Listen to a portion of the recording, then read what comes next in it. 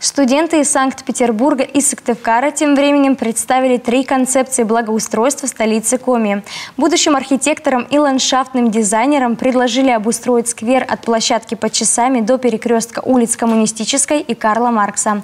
Первая группа студентов предложила разбить участок на зону тихого отдыха со смотровыми площадками и зону культурно-массовых мероприятий. Идея концепции второй группы студентов схожа с идеей первой и создана с акцентом на национальный колорит. Планировка будет вписана в существующий рельеф и сохранит деревья. Третья концепция под названием «Гора Ю». Главная ее идея – единая система общественных пространств, начинающаяся с площадки под Часами. Студенты предложили разделить сквер на прогулочную, коммерческую, буферную, детскую и гербовую зоны. Особенность концепции – пешеходные дорожки над землей между деревьями. Части идей, разработанных студентами, могут лечь в основу дальнейшего благоустройства сквера, отметили в столичной мэрии.